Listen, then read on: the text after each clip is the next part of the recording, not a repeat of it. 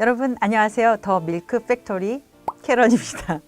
오늘은 니기 없이 오랜만에 캐런만 돌아왔습니다.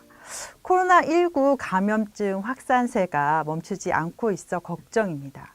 그런데 미국 서부에서는요, 폭염에 이은 산불로 작년에도 세상이 오렌지색으로 변한 적이 있었어요. 기후변화에 대한 불안감이 되게 높아지고 있는데요.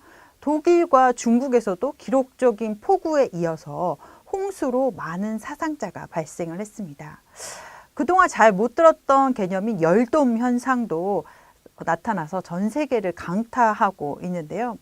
우리는 이제 기후변화에 적응해야 될 뿐만 아니라 이를 막기 위해서 적극적으로 행동해야 할 시점입니다. 기후 리스크가 정말 커지고 있는데요.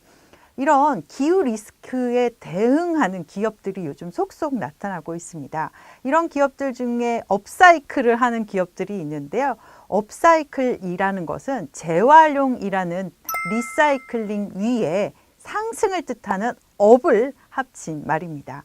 단순히 환경을 생각해서 재활용하는 것이 아닌 재활용을 통해서 원래 물건보다 더 훌륭한 것을 만드는 그런 기업을 얘기합니다. 불과 몇 년 전만 해도 환경에 대한 관심이 정말 소수의 사람들, DI족 중심으로 있었는데요. 요즘은 이런 환경이나 기후변화에 대해서 대중들의 관심이 커지면서 이제 기업들의 비즈니스까지 영향을 끼치고 있습니다. 오늘 그런 기업들, 어떤 기업들이 있는지 한번 알아보도록 하겠습니다. 여러분도 어렸을 적에 미술 시간에 나무젓가락으로 뭔가 많이 만들어 보지 않으셨어요? 근데 요즘 나무젓가락으로 가구를 만드는 기업이 나타났습니다. 어떤 가구일까요? 저도 처음에 보고서 이거 진짜 나무젓가락으로 만든 거야? 라고 생각할 정도로 너무나 멋진 가구였는데요. 캐나다 밴쿠버에 업사이클링 기업이 있습니다. 찹밸류라는데요. 찹스틱이잖아요. 찹에서 새로운 밸류를 창출해서 찹밸류인 것 같은데요. 그 회사가 올 1분기에 사상 최대의 매출을 기록할 정도로 아름답고 정말 좋은 제품으로 대중들한테 인기를 얻고 있습니다. 찹밸류는 그 배달 음식이나 레스토랑에서 한번 사용하고 버려지는 나무젓가락들을 모아서 가구나 인테리어 소품을 제작하는 기업입니다. 저도 이런 한국에 들어온다면 한 번 정도는 사보고 싶은데요. 이런 버려지는 대나무로 된 우리가 많이 쓰는 한국에서 많이 쓰는 그런 젓가락보다는 조금 더 품질이 좋은 대나무로 된 그 젓가락을 수거해서 다양한 인테리어 소품 그리고 가구를 만들어서 판매를 하고 있습니다. 그 필릭스 보크라는 CEO가 찹밸류를 창업했을 때 이렇게 초밥을 먹으면서 너무 많이 버려지는 젓가락을 보고 이런 걸 한번 활용해 봐야 되겠다 생각해서 스타트업을 창업하게 됐다고 합니다. 찹밸류 말고도 또 재미있는 기업이 있는데요. 기후변화가 이렇게 심화되면서 항상 얘기 나오는 게 탄소 배출을 줄여야 된다. 이런 얘기들이 많이 나오고 있습니다. 그래서 이 기업은 탄소 배출을 줄이는 시멘트를 만드는 기업입니다.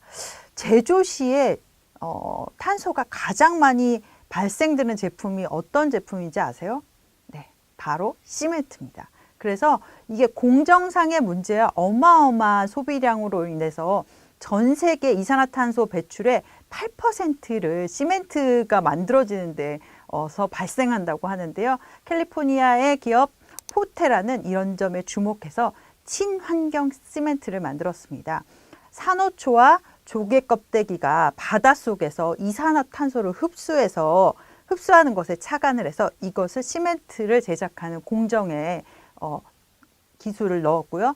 에너지를 절약하고 효율성이 높은 시멘트를 만들고 있습니다. 이런 기업도 있고요. 이렇게 깨끗한 자원뿐만 아니라 환경 보호 활동, 폐기물 처리 등을 개선하는 아이디어와 기술에 대한 관심도 높습니다. 첨단 데이터 기술로 쓰레기를 보다 쉽게 처리하는 기업도 있는데요. 리사이클 트랙 시스템즈라는 기업입니다. 이 기업은 사실 돈을 아껴 쓰고 저축하는 게 돈을 많이 모으는 첫걸음이잖아요.